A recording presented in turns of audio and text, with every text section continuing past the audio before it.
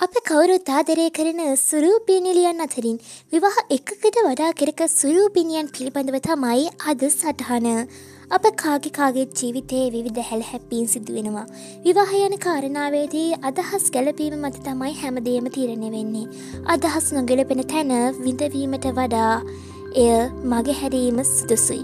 මේ අතරින් ලංකාවේ සුප්‍රසිද්ධම නිලියන් කීප දෙනෙකුගේ විවාහය පිළිබඳව තොරතුරු තමයි අද අපි ඔබ වෙත ගෙනෙන්නේ.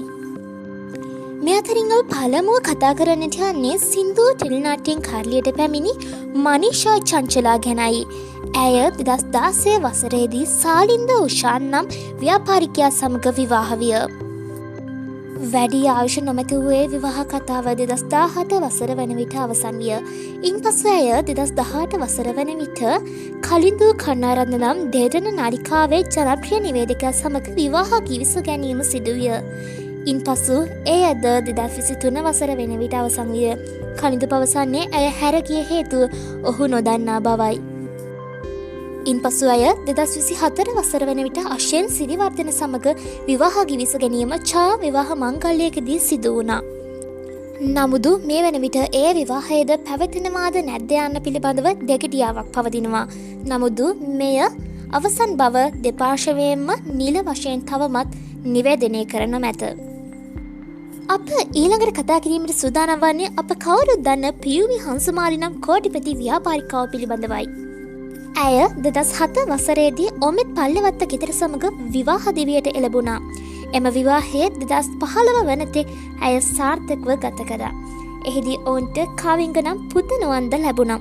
ඉන්පසු කාලයේ ඇවෑමත් සමග එම විවාහයට කනකු ගහ හැඬුවා. ඉන්පසු ඇය ප්‍රගීත් නම් ව්‍යාපාරිකයා ඇගේ සම්පුරුෂයා ලෙස තෝරාගනු ලැබුවා. නමුදු 2025 වසර වන විට එයද අවසන් විය. 2025 වසර වන විට ඇය වෙනුරු රොඩ්රිගෝ සමග විවාහ දිවියට එළඹිය. දැන් ඔවුන් කාවිංග පුතණුවන් සමග සතුටින් ජීවත් වනවා. අප දැන් කතා කිරීමට සූදානම් වන්නේ කසුන් කල්හාර නම් අප කවුරුත් දන්නා ඒ සුමිහිරි කටහඬේ අයිතිකරු ගැනයි. ඔහු 2010 වසරේදී නදී කල්මැල වීර නම් නිලිය සමග විවාහ ජීවිතයට එළඹුණා. නමුදු එයට වැඩි ආයුෂ තිබුණේ නැත.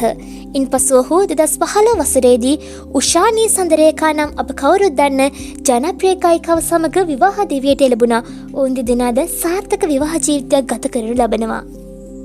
ඉන්පසු අප කතා කිරීමට සූදානම් වන්නේ සංගීතයේ විරාජිනිය එහෙම නැත්නම් නිරෝෂා විරාජිනිය පිළිබඳවයි. ඇය 2000 වසරේදී නලින්ද සම්පත් නම් ව්‍යාපාරිකයා සමග විවාහ දිවියට එළඹුණා. ඒ විවාහය 2005 දී අවාසනාවන්ත ලෙස ඇයට අහිමි වී යනවා.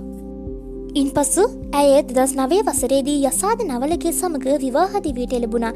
ඒ විවාහයද 2011 වසරේදී අවසන් වෙනවා. දැන් අපි කතා කරමු අපි කවුරුත් හඳුනන චතුරිකා පීරිස් ගැන. ඇය 2013 වසරේදී රොෂාන් පිලපිටිය සමග විවාහ දිවියට ඇතුළත් වන අතර 2014 වසරේදී එය අවාසනාවන්ත ලෙස නිමාවට පත් වෙනවා. ඉන්පසු එම වසරේදීම එනම් 2014 වසරේදීම ඇය ගයාන් වික්‍රමතිලක සමග විවාහ දිවියට එළඹෙනවා. දැන් ඔවුන් දෙදෙනාට එම විවාහයෙන් චුටි සිංගිත දියණියක්ද සිටිනවා.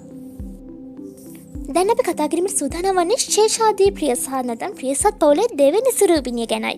ඇය 2013 වසරේදී සම්පත් සිල්වා සමග විවාහ වූ අතර එය 2015 වසරේදී අවසන් විය. ඉන්පසු ඇය ශ්‍රීශාන්ත සිල්වා සමග විවාහ වූ අතර දැන් ඔවුන් දෙදෙනා චූටි දියණියෙකුගේ දෙමාපියන්. දැන් අපි කතා කිරීමට සූදානම් වන්නේ සමනිලි ෆොන්සේකා ගැනයි. ඇය 2010 වසරේදී ගයාන් ලක්මාල් සමග විවාහ වන අතර ඒ විවාහය පවතින 2015 වසර වෙනතෙක් පමණයි. ඉන්පසු ඇය 2016 වසරේදී අප කවුරුත් දන්න ජනප්‍රිය ගායන ශිල්පියෙකු වෙන ඉන්ද්‍ර චාපා සමග විවාහ දිවියට එළඹුණා. දැන් අපි කතා කරමු රංගනයේ අභිමානවත් පෞරුෂය ජැක්සන් ඇන්තනියගේ එකම දියණිය වන මාධවී ඇන්තනී ගැන. ඇය 2010 වසරේදී යාලෝක ලියනගේ සමග විවාහ වූ අතර 2016 වසර වන විටදී එය අවසන් විය.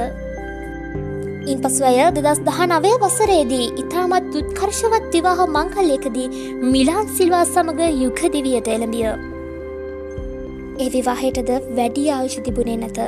ඉන්පසු අය 2024 වසරේදී කසුන් හීනටිකර නම් සාහිත්‍ය වේදිය සමඟ අතිනත ගන ලැබිය දැන් නොවින්දිදනා සිංගීති පුතකුගේ දෙමාපියන් ජීවිතයේ සියලු කටුක කාර්තු අතරින් වසන්තය සොයා යන මේ සියලුම රංගන ශිල්පියන්ට තමන්ගේ යුග ජීවිත සරු ප්‍රකාරයෙන් සාර්ථක වේවා කියලා අපි ප්‍රාර්ථනා කරනවා.